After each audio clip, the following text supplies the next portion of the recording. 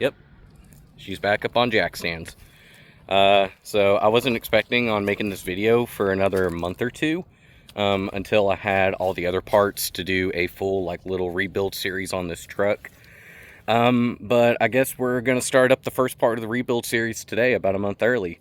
What I mean by that is that a couple of nights ago, was driving this thing around, and right before I got on the interstate, I'm glad I wasn't on the interstate, I was on an on-ramp whenever this happened. But went to shift into first, and the clutch was just whining and grinding, and then it just exploded. At least what I hope is the clutch exploded. Sounded like springs were bouncing off the bell housing, sounded like Lego bricks were hitting the ground, all kinds of crap. So I'm really sure it's the clutch. But the first thing I'm going to do to figure that out is drain the fluid. And I've got a red Solo cup back there that I'm going to put some in there.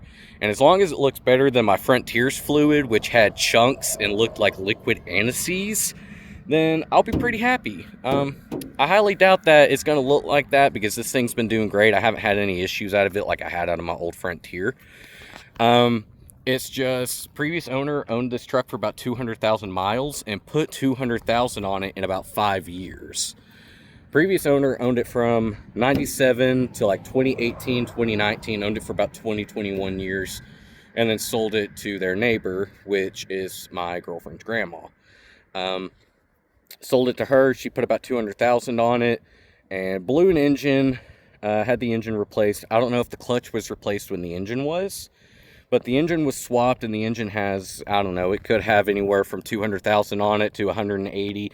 Could have all 260 that's on it right now. I'm just not sure. I won't know until I crack into it in like a month or two. But fluid-wise, I don't know if the trans fluid has ever been touched, so there's a possibility that there might not even be any in there. And I hope that's not the case. I hope there's some in there, because then in that case, that's going to be a very bad start to this video. But yeah, let's, without further ado, get in there, drain that fluid, mark up the yolks on there, the yolks, whatever the hell they're called. Mark up the yolks on the drive shaft, and let's get all that shit out today. So after spending longer than I'd like to admit, got the fill plug and drain plug off, and as you can tell, there's a lot of metal on that. But for a vehicle this high, I kind of expect that, and plus it's a manual, so as long as there ain't chunks and stuff like that on there, which as far as I can tell there aren't chunks, I'm going to be able to tell here in a second whenever I wipe it off. Fluid wise, fluid looks mostly clean. It's definitely used, like it's dark, it's used, but just bubbles. It looks dirty. Looks like, honestly, this looks red. This looks like automatic transmission fluid. Jesus, I hope this ain't ATF. I hope this is Redline, that Redline 90 stuff, the stuff that you're supposed to put in here. That's what I'm hoping this is. But yeah, finally got this stuff off. Should be about done draining at this point. Next up, I'm just gonna probably take the flywheel cover off. There is one of those underneath the engine on this. So I'm going to take that off real quick, and we're going to take a little peek inside and see how it looks. Alright, so got probably one of the worst parts out of the way and partially destroyed my carpet in the corners. Yeah, that was getting the dust covers and the shift linkage off. Don't mind all the shit in the floor, but yeah. Got the shift linkage off with these Icon, I love these things by the way, these Icon snap ring pliers. I think I paid like 40 bucks for them. 30-40 bucks for them. Yeah, it just got it like right off there in like 5 seconds. It took me like a million years, not a million years, but like more like 5-10 minutes to get all this shit off. Then it took me like 30 seconds just to pop that snap ring out and take the shifter out. Alright, about 15 minutes later, and as you can tell, drive shaft has been dropped. That carrier bearing, wherever the hell it is, right there. Yeah, no. That thing was already destroyed whenever I got up in there. I just broke it the rest of the way out. Really don't care. I'm not too worried, but yeah. Got the drive shaft dropped. Tomorrow's Christmas Eve, but I'm going to try to get up in the morning and pull the 3 or 4 connectors out and pull the last few bell housing bolts that I have left and drop the transmission, check out the clutch, and hopefully have it done by lunch tomorrow. So it is now like the 29th or the 30th. It's been a couple of days. Took a little break from this truck, just cause, and plus it was the holiday, so why not? But yeah, basically, let me show you what all I've gotten done in just about an hour or two today, and let me show you what was the culprit of the reason why my truck stopped. So I apologize about the wind, but first off, we've got the transmission. Yeah, there's a lot of oil and crud like that in there. I don't know the condition of the rear main at the moment. I haven't pulled the flywheel off, but I did pull pressure plate off, and it's heavily grooved from the throwout bearing or input bearing, whatever it's called. But yeah, heavily scored from that. And then you can tell that the clutch has been driven on this, like, hard. And speaking of clutch,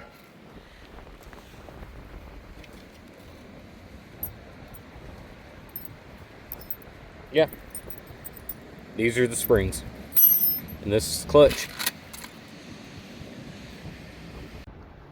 So yeah, here we are. That is the spring out of this side of this clutch. And yeah, as you can tell, it's gone. It's toasted. Here's the new clutch and pressure plate. Got a bunch of material on it. Looks nice and clean and good. Nice and thick. And if I compare it with the old clutch,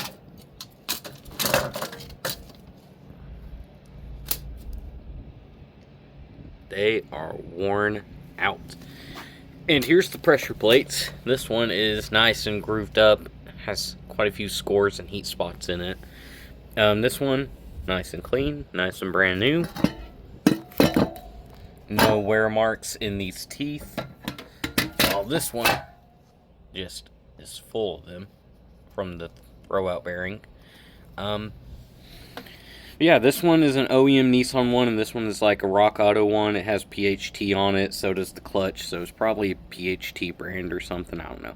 But yeah, as you can tell, this one right here, made in the USA, and yeah, Nissan. So this is probably the original 1997 clutch, and if it ain't, then it's probably one that whenever the engine got swapped in that truck, it's probably one that whoever did the engine swap, either they left the original clutch in or they went and bought one from Nissan. And from the stories that I've heard about this company that swapped the engine out of this truck, it really wouldn't surprise me if that is the original clutch off of that engine. So this thing probably has about 150, 200,000 on it. How it lasted this long before finally giving up is beyond me, because I've had multiple people in the local car groups text me that I'm friends with saying that they don't know how I got this many miles out of this thing. Like, it's done. It's gone. Yeah. And look, right there, Nissan. So, yeah. Change your clutches, people. If they start to slip or start to give you issues, change them. Or you're going to be like me and stuck. So, yeah. Alright, so currently in the wifey's car, we're taking it to a buddy of mine's shop to get a new throwout bearing pressed into, like, the hub thing. I don't know exactly what it's called. It just sits on your input shaft, and 350s have them. I know that the Hardbodies have them. Don't know if the first gen Frontiers do, but I think they do. And then I'm sure the WD-21s and the VGs and even the VQs. I think all those have like a bearing pressed onto a hub for the most part. But yeah, we're just heading to his shop real quick. We're going to get that pressed down and cleaned up while I'm there. And then we're going to get back to the house. Currently, it's not snowing right now. It's been snowing off and on all day. But I think I'm going to try to replace the valve cover gasket while I'm at it today. And then I've also got motor mounts on the way. So instead of just a clutch job, this video's turned into valve cover. Also broke my crankshaft sensor. So waiting on that to get here for tomorrow. So yeah, it's turned into a multi-step video where I'm replacing the valve cover, clutch. Not doing the flywheel. I'll do the flywheel whenever I rebuild the engine. But yeah, basically just valve cover, motor mounts and trans mount, and then of course the clutch and pressure plate. But yeah, let's get to the shop. All right, so snowing again, but yeah, got the valve cover off. I can't get, where did it go? Oh, these semicircles for the camshaft. I can't get the back one off because I may have been a dumbass recently and just RTV'd a head gasket back, a valve cover gasket back on there to stop the oil leak. Because I've had more important things to be doing in the meantime. Yeah, that back one won't come out, so I guess I'm going to be pulling that one out whenever I reseal the engine soon. But yeah, here's the valve cover. Got that semicircle in. Cleaned out most of the RTV. There's the valve cover with the new seal on it. By the way, just want to show this off. I absolutely love this valve cover. Took me a couple of hours to get it painted like that, but that was with prep and everything, and I don't know, came out great in my opinion. But yeah, here's the valve train. It's pretty dirty because this vehicle was pretty neglected by the previous owner. Chain got some slack in it. The timing chain guides, if I can find my flashlight. I believe it's the updated metal guides, by the way it looks. Yeah, I already figured out that was it. That is your tensioner. I don't think mine's bad. It doesn't have any play in it, so I'm all good there. It's just everything is really, really dirty on the valve train. But yeah, just wanted to show that off real quick. Alright, so it's the next day. Finished up the valve cover last night. As you can see, it's all installed now. Yeah, that's done. But just wanted to show off the tad bit of work that I've done in a matter of just like 30 seconds today. Yeah, got the slide hammer out, the Pittsburgh slide hammer. One of the only Pittsburgh tools I'll recommend is their slide hammer. Comes with like 3 or 4 fittings, so it will work for quite a few races and bearings, just not really, really big ones. So if I move this a bit, here's the new pilot bearing. Looks good, looks brand new, not worn or anything.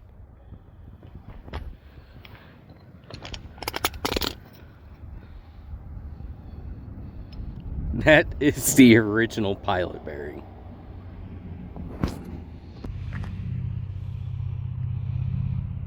You can just see how worn it is in there.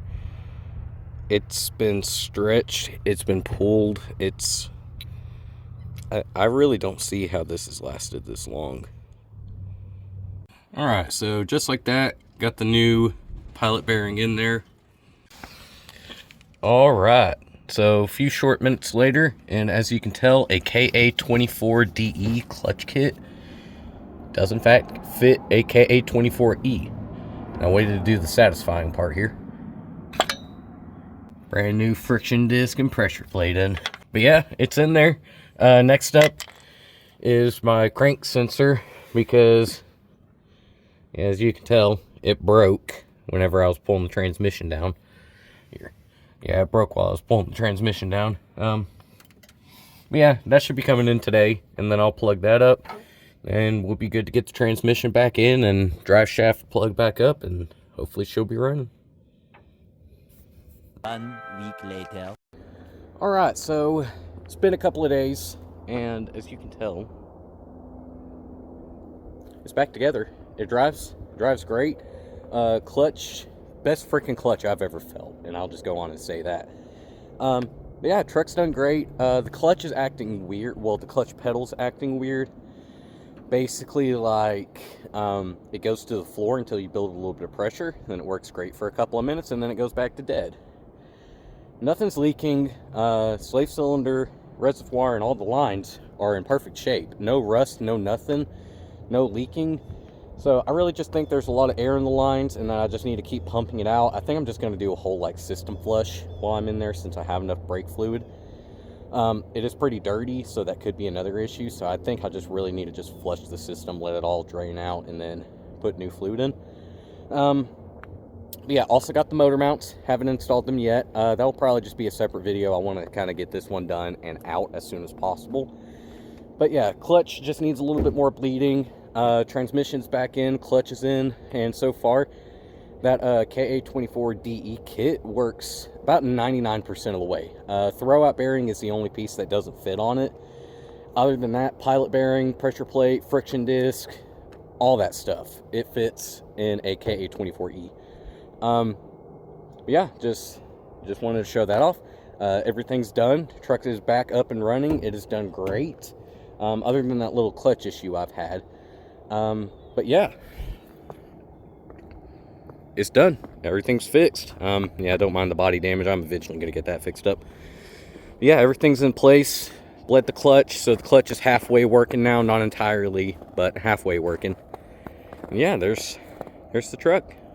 So I hope that you all have enjoyed the video. It's going to be a long one, I can tell you that. And I'll probably do a more in-depth one whenever I pull the engine and trans out in a couple of months.